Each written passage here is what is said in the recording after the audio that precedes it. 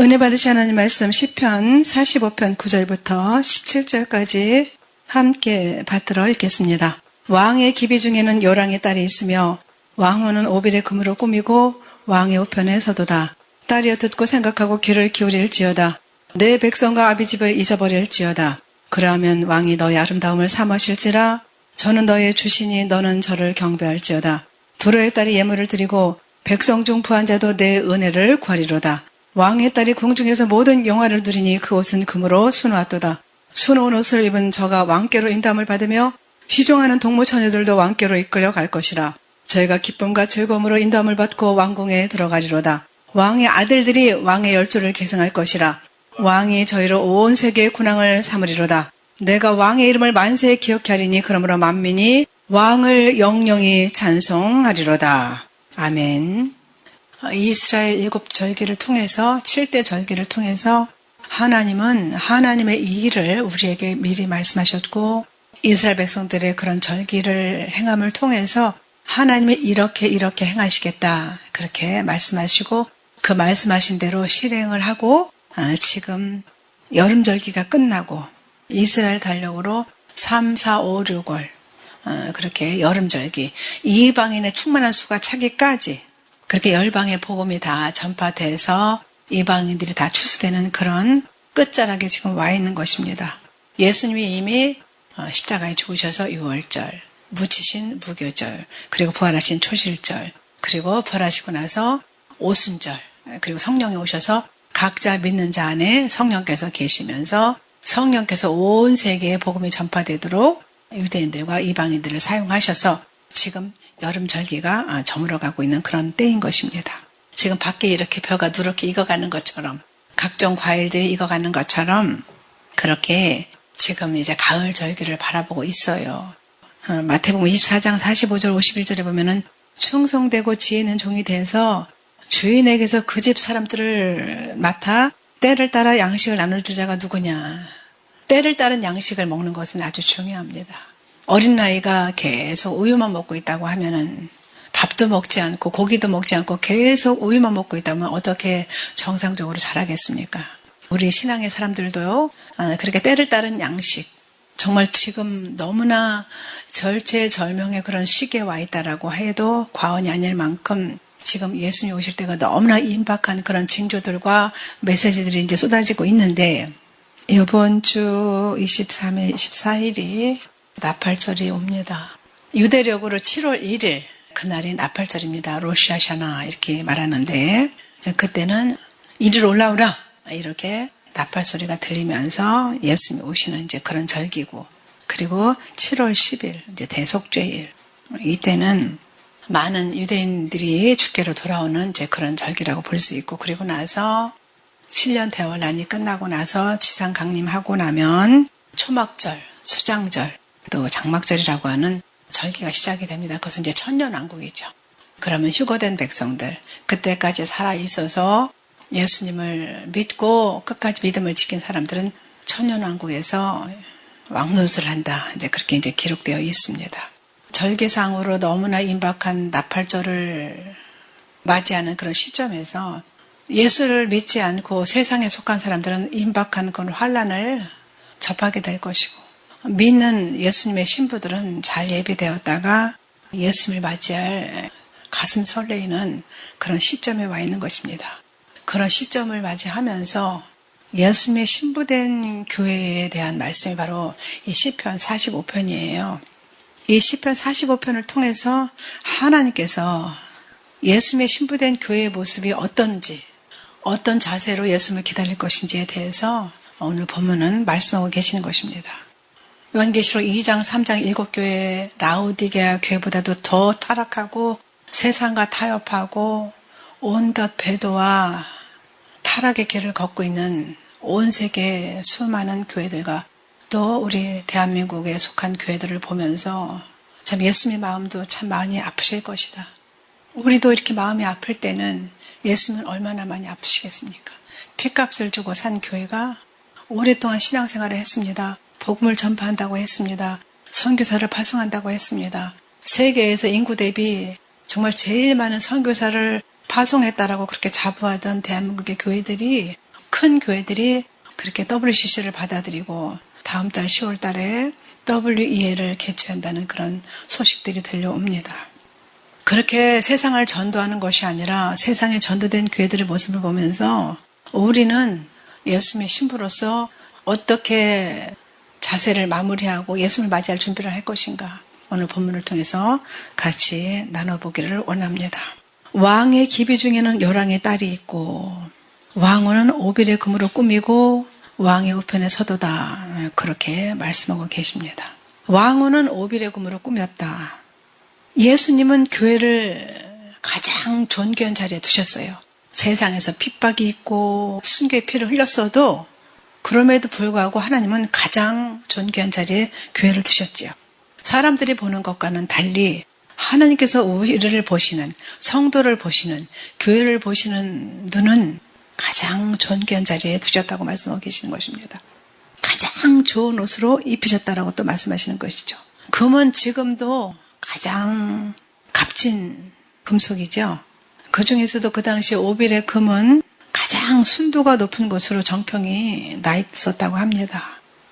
가장 좋은 옷은 예수님께서 구원의 옷으로 입히시고, 그리고 성도들의 옳은 행실, 요한계시록 19장 8절에 있는 의의 옷, 이사야서 61장 10절에 내가 여호와로 인하여 크게 기뻐하며 내 영혼이 나의 하나님으로 인하여 즐거하리니 이는 그가 구원의 옷으로 내게 입히시며 의의 겉옷으로 내게 더하심이 신랑이 사물을 쓰며 신부가 자기 보물로 단장을 갚게 하셨다, 그렇게 말씀하시는 것처럼 하나님께서는 성도들에게 가장 좋은 옷을 입히신 거예요. 의롭다 인정하시는 옷을 입히시고, 그리고 성도들의 옳은 행실을 통해서 영광을 받으시는 하나님이신 것을 우리가 알 수 있습니다. 그러니까 신부들의 그 순결함은 빛나고 깨끗한 세마포 옷, 그렇게 의의 옷으로, 의의 겉옷으로 완성이 되는 것이죠. 그러니까 영적으로 교회는 주님 때문에 의로워진 신성하고 거룩한 옷을 차려입게 된 거예요. 그런 왕후가 왕의 우편에 서도다, 그렇게 말씀하고 계십니다. 하나님의 우편과 하나님의 좌편에 대해서 마태복음 25장에 기록이 되어 있습니다. 양과 염소로 또 알곡과 가라지로 그렇게 말씀하고 계시기도 하시죠. 인자가 자기 영광으로 보던 천사와 함께 올 때에 자기 영광에 보지 않으리니 모든 민족을 그 앞에 모으고 각각 분별하기를 목자가 양과 염소를 분별하는 것 같이 하여 양은 그 오른편에 염소는 왼편에 두리라. 그때 임금이 그 오른편에 있는 자들에게 이르시되 내 아버지께 복받을 자들이여 나와 창세로부터 너희를 위하여 예비된 나라를 상속하라. 마태복음 25장 31절부터 34절까지 그렇게 말씀하고 계십니다. 하나님 보좌 우편에 예수님이 계시죠. 이 땅에서 하나님의 그런 모든 구속사역을 완성하시고 하나님 보좌 우편에서 예수님이 또 성도들을 위해서 간구하고 계시고 하나님 보좌 우편에 계시는데, 그렇게 우측에는 양, 왼쪽에는 염소, 이렇게 분명히 말씀하고 계셔요. 오른편에 있는 자들에게 예비된 나라를 상속하라, 그렇게 말씀하셨거든요. 왕의 신부가 왕의 우편에 서 있는 모습을 통해서 신부들이 받을 영광에 대해서 시편 45편 9절은 이미 말씀하고 계시다는 사실을 우리가 알아야 되는 것입니다. 그 우편은 사랑과 모든 영광과 권능의 자리예요. 왕은 정말 환희에 찬 모습이시고 전사로서 무장하시고 군주의 예복을 입으셨고 전차에 오르시고 화살을 쏘시고 적들을 물리치시고, 그는 손에다가 왕의 호를 딱 쥐고 보좌에 오르시고, 8절에 보면은 내밀한 방에서 가져온 향수로서 궁전을 그 하나님 나라의 향기로 가득하게 하시고 수행원들이, 수많은 수행원들이 그분을 둘러싸고 서 있으며 그중 가장 아름다운 자태를 지닌 신부가 그분의 우편에 서 있는 모습을 표현하고 있습니다.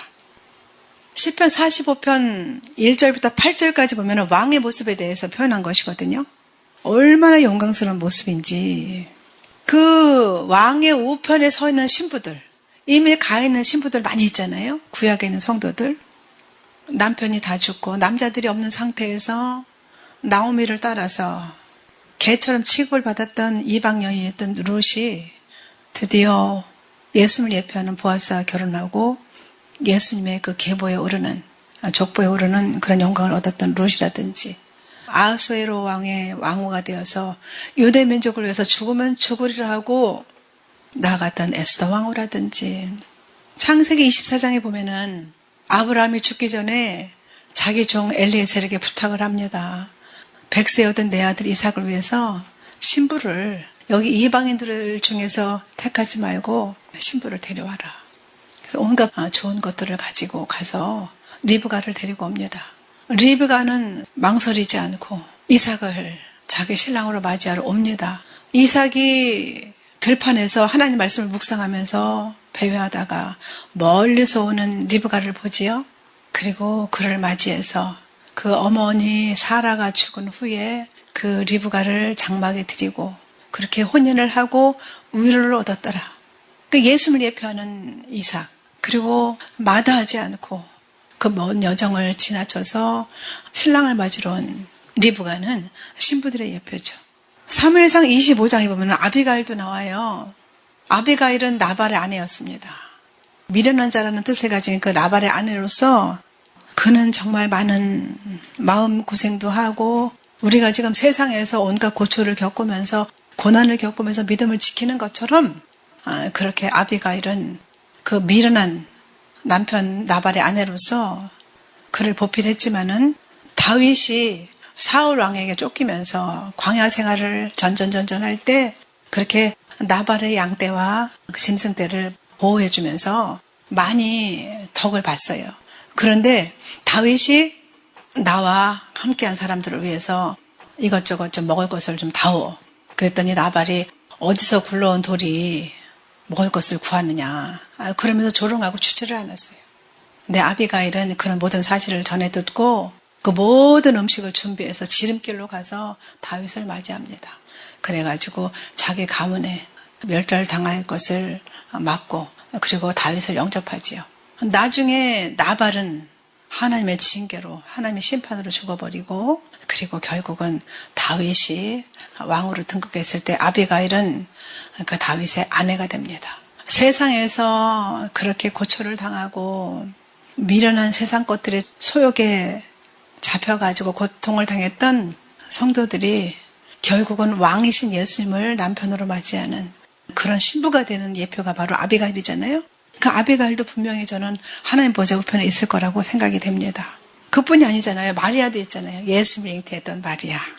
주의 계집종이오니 주의 말씀대로 제게 이루어지이다.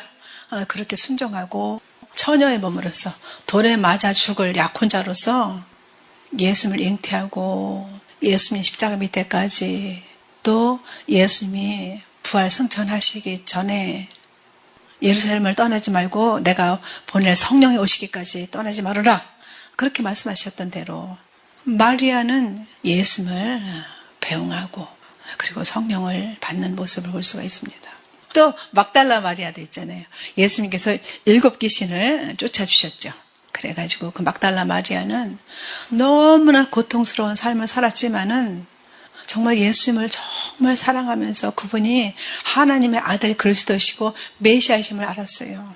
예수님의 십자가 밑에까지 갔고, 그리고 예수님이 십자가에서 죽으신 다음에 새벽 미명에 가장 먼저 그 깜깜한 그 새벽에 예수님께 향품을 발라드리려고 갔다가 가장 먼저 예수님을 아련하는 그런 영광을 누리죠. 가장 먼저 부활의 주님을 배웠던 그 마리아도 있고, 세상에서 죄인이라고 칭함을 받았던 나사로의 누이도 있잖아요. 그 당시에 죄인이다 그러면은 창기를 뜻하는 겁니다. 그렇게 세상에서 죄인이라고 칭함을 받았던 그 나사로의 누이 마리아는 그 평생 모은 향유옥합을 아끼지 않고 예수님 발에 부어드리고 그 머리털로 씻었던 여인으로서 예수님의 그 사랑을 알았고, 예수님이 진정한 메시아이시고 우리의 구세주이신 것을 그는 알았고 고백했던 사람이죠.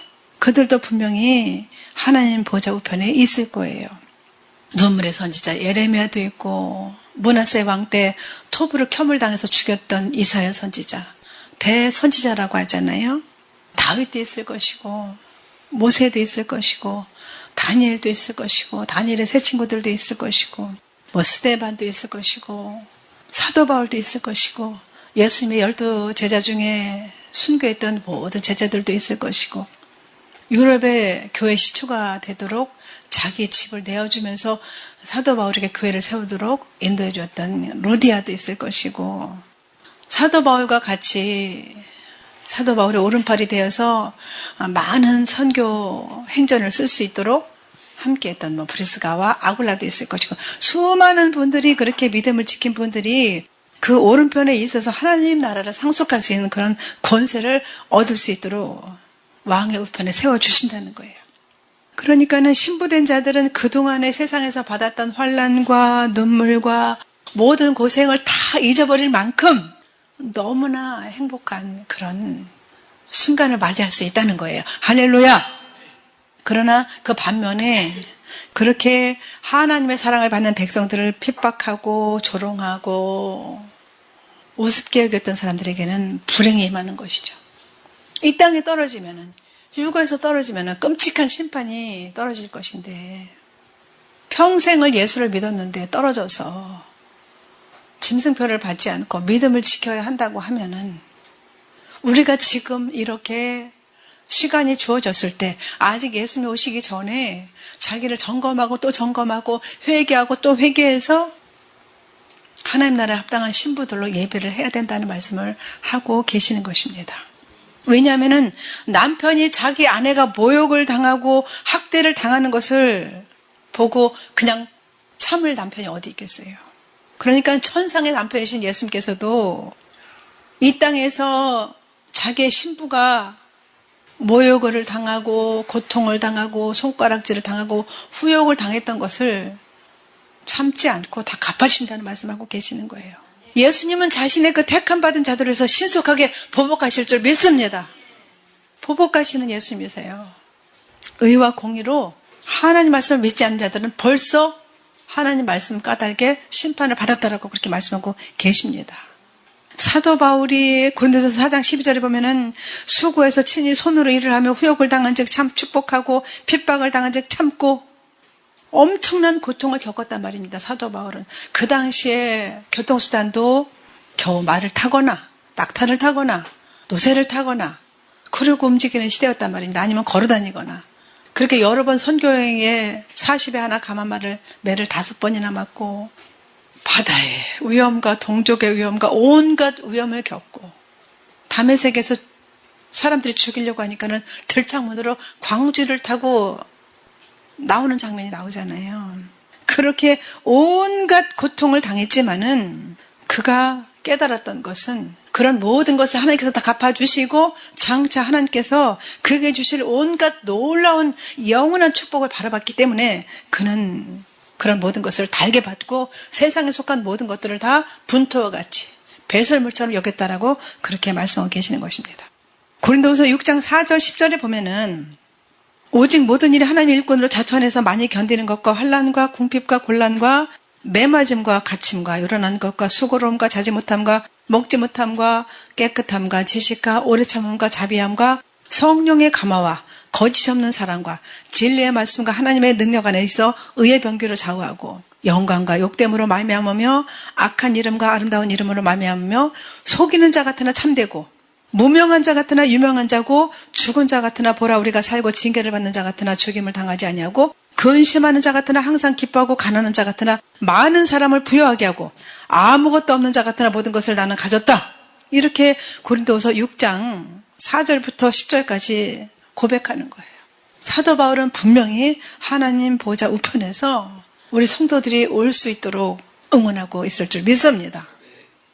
그렇게 하나님께서는 이 땅에서 예수님의 이름을 위해서 하나님의 그 놀라운 사랑을 받은 사람들이 예수님의 그 사랑 까닭에 그 모든 후욕과 핍박과 고난을 받은 것을 다 갚아준다라고 말씀하고 계시는 거예요. 그러면서 10절에 말씀하시는 거예요. 딸이여 듣고 생각하고 귀를 기울일지어다. 내 백성과 아비 집을 잊어버릴지어다.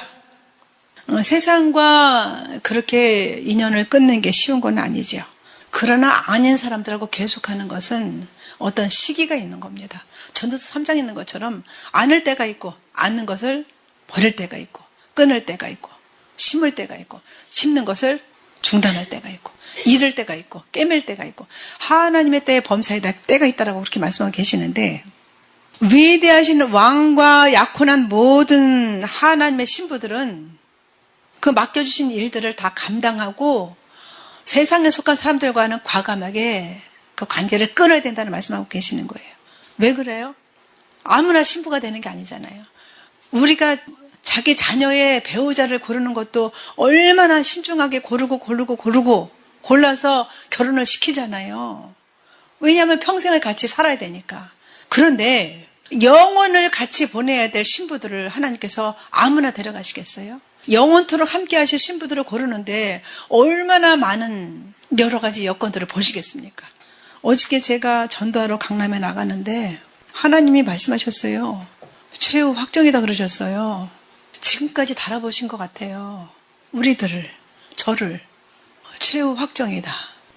우리가 정말 자기를 살펴야 되는 겁니다.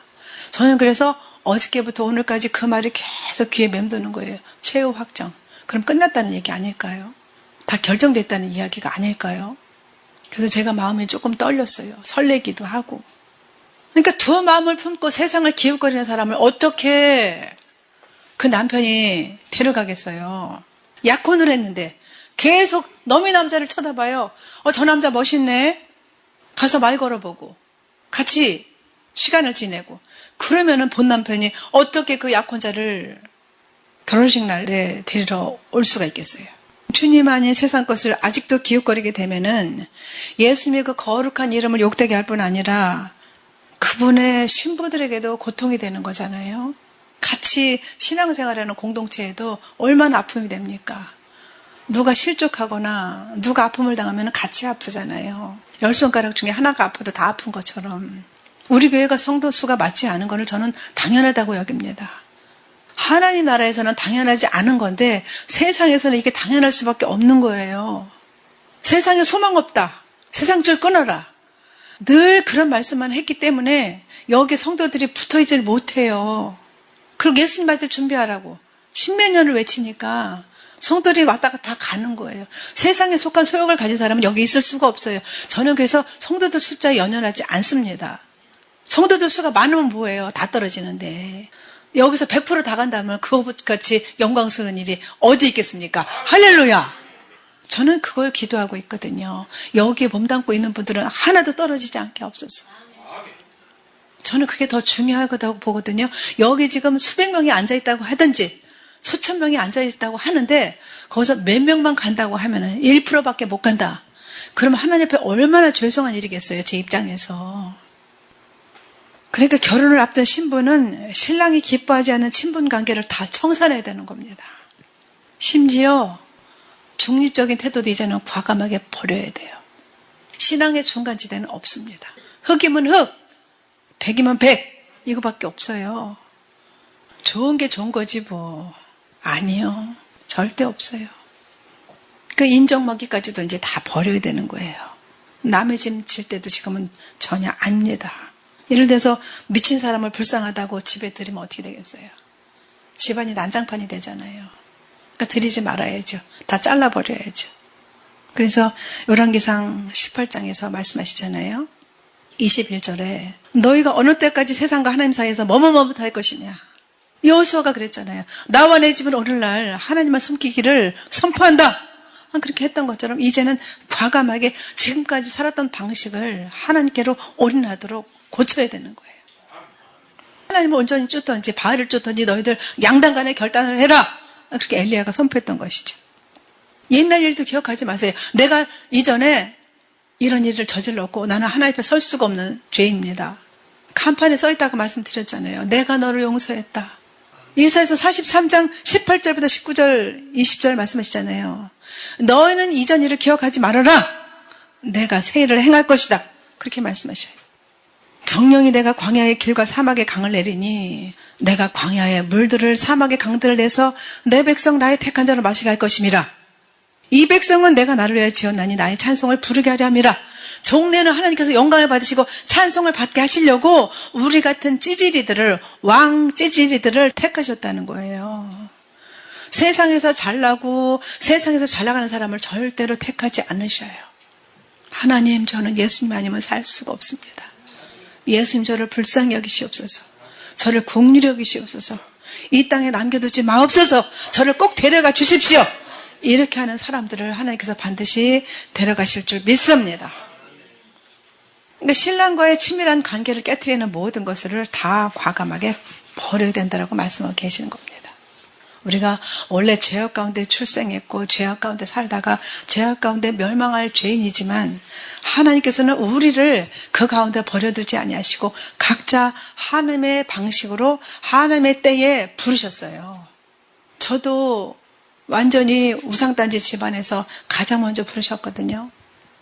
그리고 이 주의 종의 길을 걷도록 26살 때부터 부르셨는데 불순종의 길을 걷다가 매를 맞고 또 맞고 얻어 터지다가 40대부터 이 길을 걸어왔는데 걸어오면서도 많은 넘어짐이 있었어요.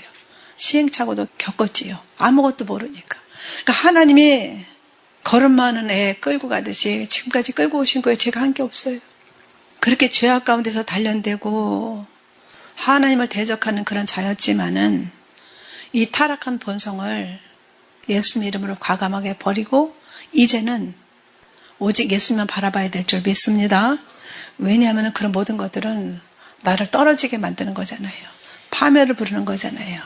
그러니까는 과감하게 모든 지금까지 즐겼던 악도 다 버리고 우리가 매일 샤워하고 몸을 씻는 것처럼 매일 집 안팎을 매일 쓸고 닦고 하는 것처럼 그렇게 하나님 앞에 매일매일 예비되어 있어야 할 때가 바로 지금인 것입니다. 그렇게 교회들이 성별된 거룩한 삶을 추구할 때에만 예수님의 그 온전한 위엄과 능력이 세상의 빛을 발하게 된다는 거예요. 그래서 이사야서 61장에 말씀하시잖아요. 주 여호와의 신이 내게 임하셨으니 이는 여호와께서 내게 기름을 부으사 가난한 자에게 아름다운 소식을 전파하게 하심이라. 나를 보내사 마음이 상한 자를 고치며 포로된 자에게 자유를 갇힌 자에게 도움을 전파하고 여호와의 은혜의 해와 우리 하나님의 신원의 날, 우리를 구원하시는 날을 전파해서 모든 슬픈 자를 위로하시려고 우리에게 기름을 부으셨다는 거예요. 성령을 주셨다는 거예요. 그래서 시온에서 슬퍼하는 자에게 화관을 줘서 그 죄를 대신하게 하고 희락의 그름으로 그 슬픔을 대신하게 하고 찬송의 옷으로 그 근심을 대신하게 하시고 그들로 의의 나무 곧 여호와의 심으신 바 그 영광을 나타낼 자라 일컬음을 얻게 하려 하심이니라. 그러면서 이사야서 60장 1절 이하에 뭐라 그러셔요? 일어나 빛을 발하라. 이는 내 빛을 잃었고 여호와의 영광이 내 위에 임하였음이니라. 보라 어두움이 땅을 덮을 것이며 지금 얼마나 캄캄합니까? 캄캄할 대로 캄캄해졌잖아요. 동성애가 창궐하고 온갖 죄악이 만연하고 돈 때문에 부모를 죽이고 부모가 자녀를 죽이는 그런 시대가 되었잖아요.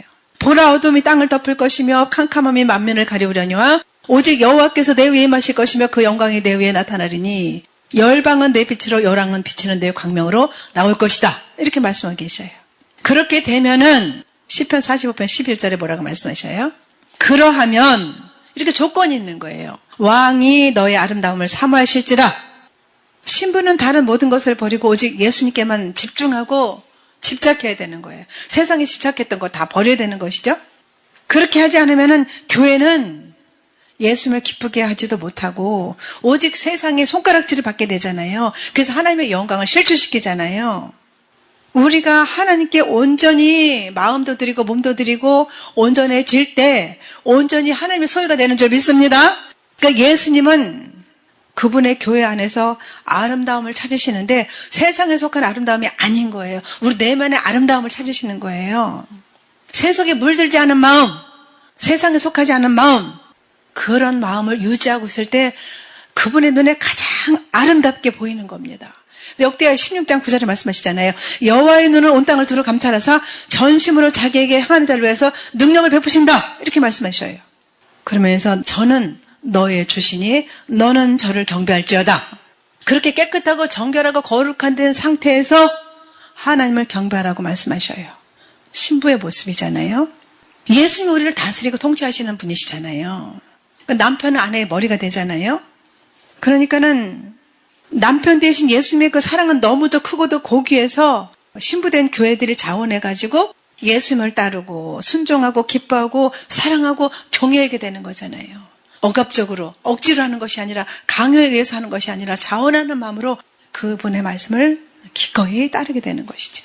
그렇게 교회는 예수님을 경외해야 되고 경배해야 되고 그분 앞에 엎드려서 늘 교회와 서로가 하나로 연합됨으로써 우리 교회들에게 자유를 주시지만은 그것이 방종을 뜻하는 것이 아니니까 우리 교회가 모든 짐에서 벗어나게 하시지만은 그분 자신이 쉬운 그 멍에를 교회의 목에다 메시고 그냥 멍에를 메고 줄레줄레 따라가는 거예요. 저는 어렸을 때 멍에를 메고 소가 가는 걸 봤거든요.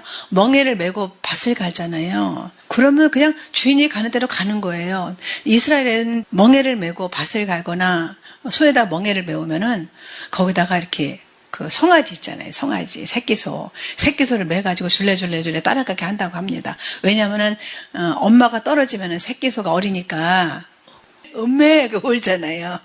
그러니까는 새끼소를 그 멍에에다 같이 이렇게 메워가지고 멍에가 이렇게 생겼어요. 그래서 어미소의 목에다 맸는데 그거를 이렇게 길게 해가지고 새끼소를 같이 매게 하는 거예요. 그러니까는 새끼소는 어떻게 돼요? 그 엄마 소의 멍에를 메고 같이 줄레줄레 따라가면 되는 거예요.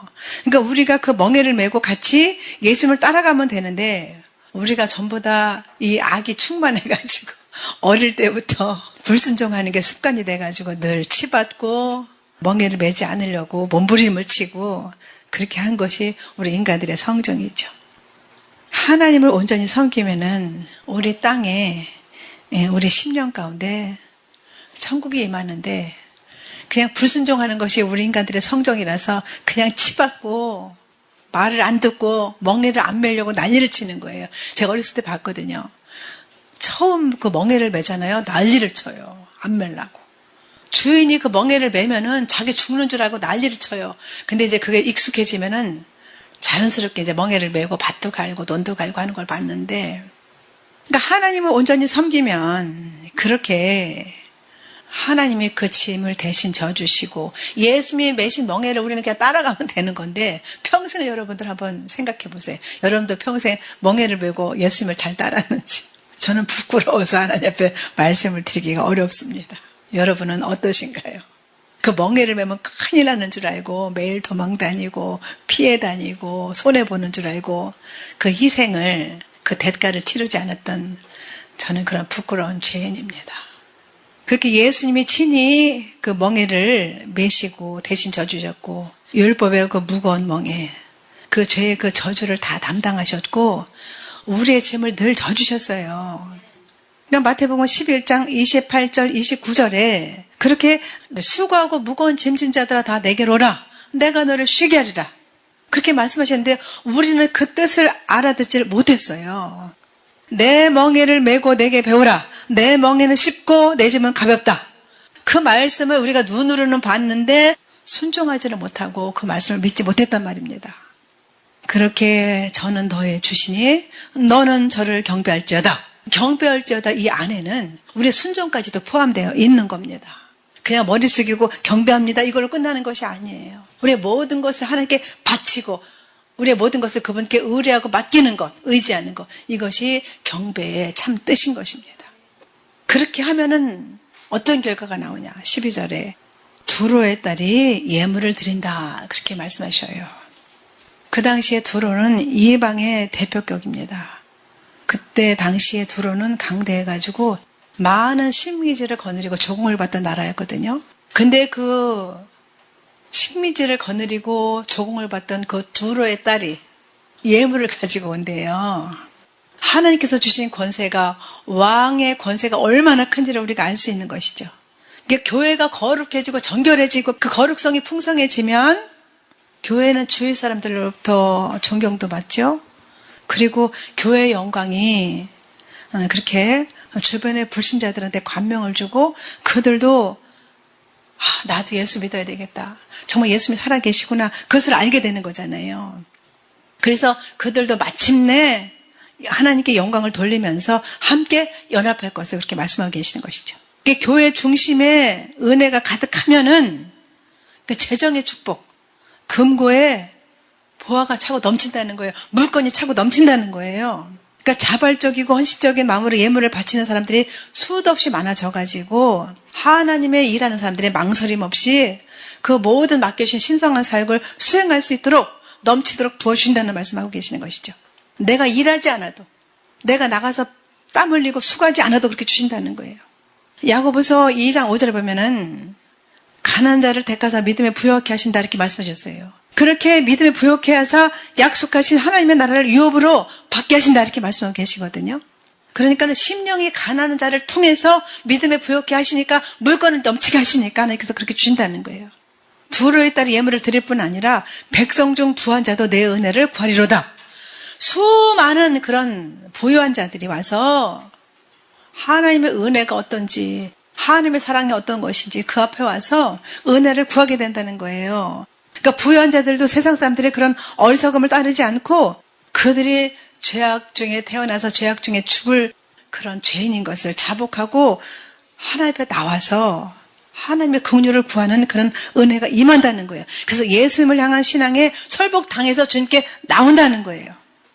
그러니까는 예수님의 참된 신부라고 하면 하나님의 영광에 먹칠하는 그런 행동을 하지 않고 사람들의 마음을 감동시키고 그렇게 풍성하고 지속적인 예물들을 가지고 와서 평강의 왕께 드리러 나온다는 말씀하고 계시는 것입니다. 오늘 보면 13절에 보면은 왕의 딸이 궁중에서 모든 영화를 누린다. 그래요. 그러니까 신부는 내밀한 그런 궁실 안에서 큰 영화를 누린다고 말씀하셔요. 그러니까 신부의 어떤 요건을 갖춘 사람들은 그런 친밀한 하나님과의 관계 안에서 모든 영광된 하나님의 비밀한 것들을 누린다는 말씀을 하고 계시는 겁니다. 할렐루야. 그러니까 모든이라는 이 말에 주목을 해야 되는 거예요. 그냥 어떤 부분적인 영화를 누리는 것이 아니라 모든 영화를 누린다.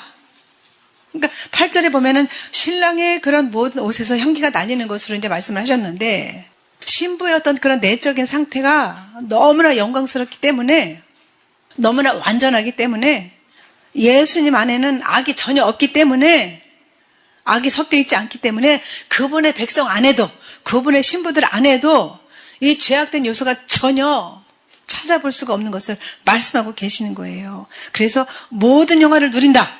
그러니까 그분의 교회는 흠도 없고 점도 없고 주름 잡힌 것도 없고 티도 없는 그런 존재로 서게 될 것을 말씀하고 계시는 거예요. 에베소 5장 27절에 주름 잡힌 것이나 티도 없이 그렇게 하나님 앞에 서게 될 것을 말씀하고 계시고 데살로니가서 5장 23절에도 영과 혼과 육이 흠없이 점없이 보존되기를 원한다. 이렇게 말씀하셨어요. 아가서 4장 7절에 보면은 나의 사랑 너는 순전히 어여뻐서 아무 흠이 없구나. 이렇게 말씀하셔요. 이렇게 흠없는 모습으로 하나님 앞에 설 때에 그런 모든 하나님이 예배하시는 모든 것들을 누릴 수 있도록 주신다라고 말씀하고 계시는 것입니다. 얼마나 그 영광가 극하냐면은 그 옷은 금으로 수놓았도다 이렇게 말씀하셔요. 그러니까 최상의 재료와 최상의 기량이 만난 거죠. 옷에다가 금실로 수놓은 거 보셨어요? 저는 한 번도 못 봤어요. 그냥 금박 같은 이런 것을 박은 한복은 봤는데 이건 무슨 말씀이냐면은 우리 예수님께서 그분의 의를 우리에게 주셔서 믿음이라는 선물을 우리에게 주셔서 의롭다고 인정받은 의인이 우리가 되었잖아요. 그러니까는 그분의 의라고 하는 고귀한 재료를 사용해서 그분의 백성을 위한 옷을 지으셨다는 말씀을 하고 계시는 겁니다. 그러니까 금으로 수놓은 어떤 그런 자수품도 그분의 거룩하신 솜씨에 비할 수 없는 거죠. 우리 인간의 힘으로 의롭다고 인정을 받을 것이 무엇가 있겠어요. 의는 없나니 하나도 없다고 말씀하셨는데 그러니까 예수님은 그분의 신부 영광과 아름다움에 아무런 결함이 없도록 철저히 배려하시는 것을 볼 수가 있는 것이죠. 가장 최상의 것으로 채우실 줄 믿습니다. 그렇게 그 옷은 금으로 수놓았고 수놓은 옷을 입은 저가 왕께로 인도함을 받는다. 14절에 말씀하셔요. 이것은 휴거의 절정을 말씀하시는 것이죠. 그렇게 금으로 수놓은 옷을 입은 주님의 신부들이 왕께로 인도함을 받는다. 이리로 올라오라. 왕이 오신다. 이렇게 천사장이 큰 나팔 소리와 호령과 천상의 소리가 울려 퍼질 때 그렇게 왕께로 인도함을 받는다는 말씀을 하고 계시는 겁니다.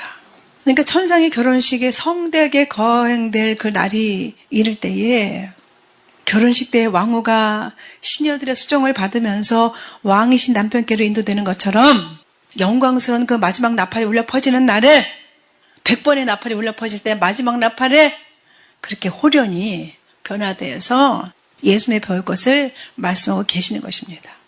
그러니까 천군 천사들이 모두 들러리 서잖아요. 온 우주 만물이 경탄하는 가운데 어린 양의 아내인 그 신부의 영광이 모두가 다 드러나는 겁니다. 너무나 찬란하고 너무나 아름다운 모습으로 그렇게 그렇게 신부된 교회의 궁극적인 안식이 이루어지는 거잖아요. 왕의 품 안으로 인도되는 것이잖아요. 그러니까 교회는 주권적인 그 은혜와 권능에 의해서 앞으로 예수님의 그 품 안으로 다 인도될 줄 믿습니다. 우리는 그날을 기다리고 있습니다. 희종하는 동무 처녀들도 왕께 이끌려갈 것이라. 그 순수하게 함께 동역하는 모든 동역자들도 함께 이끌려 간다는 거예요. 할렐루야! 우리는 소망이 넘칩니다. 우리는 그냥 세상에서 저같이 왕찌질이도 이렇게 놀라운 소망을 주셨기 때문에 하루하루 기쁨과 감사함으로 하나님을 찬송하면서 나아갈 수 있는 줄 믿습니다. 그러니까 교회가 예수님을 위해서 교회를 사랑하고 섬기는 모든 것들이 그날에는 이런 모든 축복들을 다 함께 누린다는 거예요. 그냥 몇 명만 누리는 것이 아니라 모두가 다 예수님 이름을 위해서 함께 동역한 자들은 함께 누릴 줄 믿습니다. 그러니까는 교회에서 참된 일꾼 그러면은 예수님에 속한 모든 자들 그걸 교회라고 하잖아요. 이 교회의 모든 축복을 공유한 그런 특권을 가졌기 때문에 참된 일꾼이라고 그렇게 불림을 받는 건데 이 동무처녀들 그 걸음의 순수한 자들 이런 뜻이잖아요. 그러니까 희종하는 그 뜻은 지금 현재 예수님의 피에 씻어서 정결하게 된 자, 거룩하게 된 자, 성결하게 된 자를 뜻하는 거잖아요. 그런데 지금 아직은 죄악 가운데 있어서 정결치 못하고 아직도 때가 묻고 흠이 있고 주름 잡힌 것이나 여러 가지 티가 있다. 그런 사람들까지 포함된다는 얘기는 절대 아닙니다. 시종하는 동무 처녀들도 이 시종하는 왕으로 시종하는 사람들이 그렇게 더러운 가운데 있을 수가 있어요? 그럼 당장 쫓겨나죠. 어딜 왕으로 시종하겠어요. 그러니까 시종하는 모든 사람들도 다 정결함과 거룩함 안에 같이 있어야 되는 것이죠. 에베소서 1장 11절, 3장 11절 말씀에 있는 예정론을 믿고 한 번 구원은 영원한 구원이다. 이렇게 구원파들이 얘기하지만은 로마서 11장 22절에 보면 하나님의 인자와 엄유를 보라. 넘어지는 자들에겐 준엄한 심판이 있다 그러셔요. 넘어지는 자들, 준엄한 심판. 이 말을 우리가 기억을 해야 되는 겁니다. 요한계시록 3장 5절에 보면 생명책에서 반드시 이름을 흐리지 않겠다. 지우지 않겠다. 그 말씀은 지울 수도 있다 이런 말씀이에요. 그러니까 우리가 지금 모든 죄악을 다 청산하고 정결하고 거룩함으로 날마다 예비되어 있어야 되는 그런 때를 맞이했다는 말씀을 하고 계시는 겁니다. 15절에 저희가 기쁨과 즐거움으로 인도함을 받고 천상의 혼인잔치는 기쁨으로 가득하잖아요. 신랑과 신부가 만나는데 다른 무엇이 필요하겠어요? 그거 이상 다른 무엇이 필요하겠어요? 그러니까 사랑하는 성도들이 본향집으로 인도가 됐는데 신랑집으로 인도가 됐는데 그 천상의 혼인잔치 자리에서 무엇이 필요하겠어요? 거기 예수님이 계시는데. 그러니까는 기쁨과 감사와 찬송이 울려 퍼질 것이고 천사들의 그 즐거운 탄송으로 혼인잔치 자리가 환희 외침으로 메아리가 칠 거예요. 저는 그날을 기다립니다. 고대하고 또 기다립니다. 저희가 기쁨과 즐거움으로 인도함을 받고 왕궁에 들어가리로다. 문을 닫으면 열 자가 없고 문을 열면 닫을 자가 없다고 말씀하셨잖아요. 아가서 4장 12절에 보면은 나의 누이 나의 신부요. 나의 누이는 나의 신부는 잠근 동산 같고 덮은 우물 같고 봉한 세미로구나 그래요. 하나님께서 자기의 그 신부들의 그 거룩한 성결한 성도들을 왕이신 예수께서 영원토록 다스리는 그 곳에 들어갔을 때 딱 잠그면은 악한 원수들이 사단마귀 귀신들이 절대로 넘보지 못하는 그런 엄청난 하나님의 통치 가운데 들어간다는 것을 말씀하고 계시는 것입니다. 그러니까 잠긴 문 안에 거하는 것이죠. 우리가 가나온인 잔치 봤잖아요. 딱 닫히니까는 일주일 동안 아무도 들어갈 수 없는 것을 우리가 봤잖아요. 거룩한 그곳으로 들어갈 특권을 소유하게 된 거죠. 그 은혜로 인해서 인도함을 받아가지고 영광 가운데 들어갈 것을 말씀하고 계시는 것입니다. 가장 안전한 예수님의 품 안으로. 그렇게 영화롭게 된 성도들은 이제 천국의 들판에서 일하는 일꾼들이 아니라 그 집 안에 거하는 자녀들이 된 거예요. 예수님 핏값으로 사신받은 왕자가 되고 공주가 된 거죠. 그리고 왕궁에 거하는 그런 자들이 된 거죠. 슬픔의 때를 잊어버릴 그런 행복한 때가 반드시 온다라고 말씀하고 계시는 것입니다. 16절에 왕이 저희로 온 세계의 군왕을 삼으리로다. 요한계시록 20장 4절에 보면은 1000년 동안 왕노릇하리로다 이렇게 말씀하고 계셔요. 요한계시록 5장 10절에도 보면은 저희로 우리 하나님 앞에서 나라와 지상을 삼으셨으니 저희가 땅에서 왕노릇하리로다. 요한계시록 22장 5절에도 보면은 저희가 세세토록 왕노릇하리로다 이렇게 말씀하시거든요.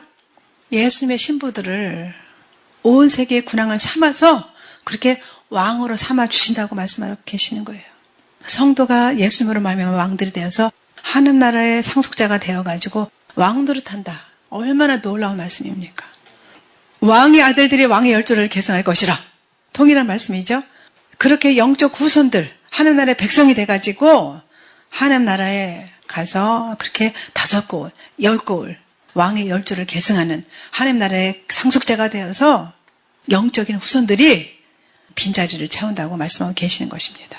그러니까 은혜의 줄은 결코 끊어지지 않는 것이죠.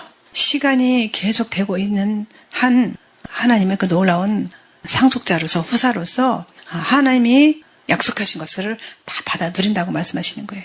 그러니까 온 땅이 예수님에 의해서 정복당하고 그 은혜로 말미암아서 그 정복에 참여한 모든 자들에게 영예가 돌아간다라고 말씀하고 계시는 것입니다. 그러니까 우리가 바깥에 나가지 않아도 일일이 나가 전도하지 않아도 하나님 나라가 도래하기를 위해서 하나님 나라가 밀고 진격해 들어오시기를 위해서 기도하고 하나님의 뜻이 이루어지기를 기도하면은 그 영광에 다 참여하게 되는 줄 믿습니다. 그러니까 예수님이 지상재림할 때는 그분과 함께 다스리는 영화를 주신다고 말씀하고 계시는 겁니다. 17절에 내가 왕의 이름을 만세에 기억케 하리니 그 왕의 이름을 만세에 기억할 수 있도록 영원한 명성을 약속하고 계시는 것이죠. 모든 인생들에게 예수님이 만왕의 왕이시고 만주의 주이심을 선포하게 된다는 거예요.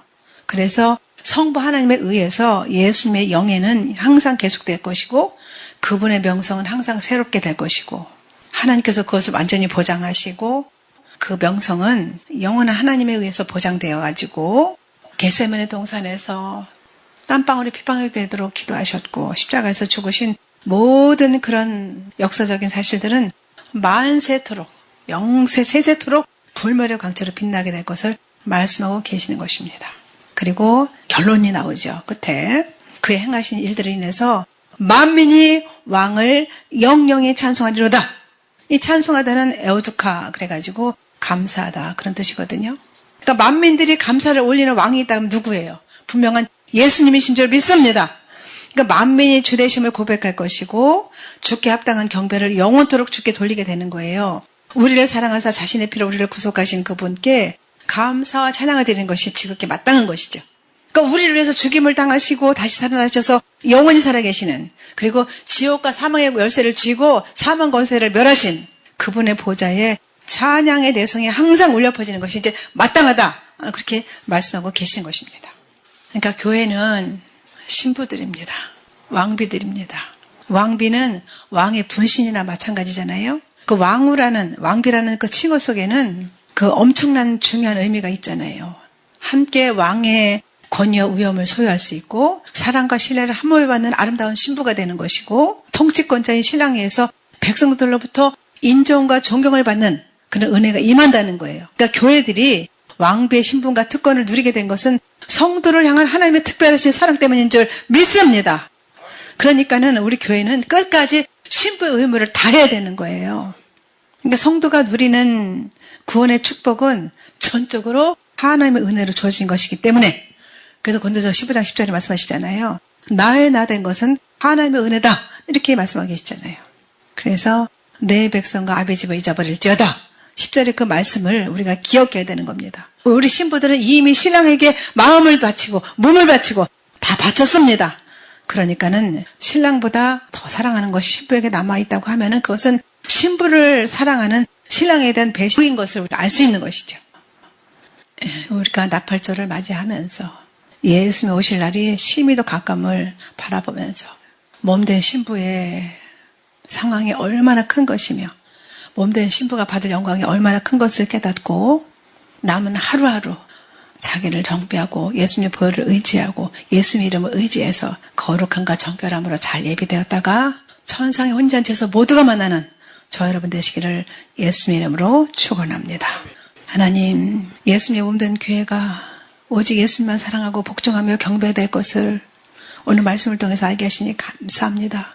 왕에게 경륜을 평하고 신부의 참된 의무를 수행하며 끝까지 믿음을 지켜서 그 신부로서 아름답고 고귀한 자태를 잘 유지하고 예수님의 얼굴을 배울 때까지 끝까지 믿음을 지키며 오직 신랑이신 예수님만을 사랑하며 그날이 가까움을 볼수록 더욱더 예수님께로 가까이 가는 죄의 권속들 될 수 있도록 인도하여 주시옵소서. 잠시 잠깐만 오시리가 오시리니 지체하지 아니하실 것이라 말씀하셨사오니 예수님이 오실 때에 모두가 다 휴거 영경에 참여해서 하나님께 영광 올려드리는 죄의 권속들 될 수 있도록 인도하여 주시옵소서. 고드실 만왕의 왕이신 예수님 이름으로 감사하며 기도 올려옵나이다. 아멘.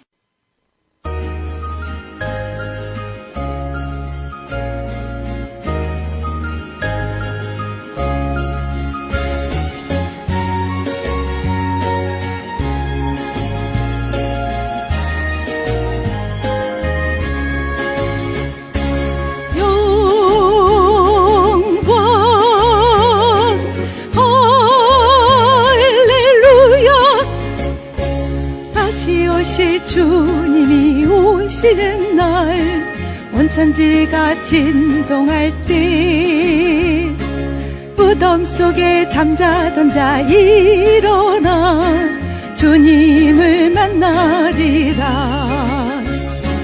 찬란한 빛으로 오실 주님, 주님께 찬양하세. 영광의 주님이 오시는 그날 일어나 맞이하리. 나팔 소리 들리면 공중에서 우리 주님 만나는 날 이리로 올라오라 날 부르면 주님을 만나리라. 찬란한 빛으로 오실 주님, 주님께 찬양하세. 영광의 주님이 오시는 그날 일어나 맞이하리.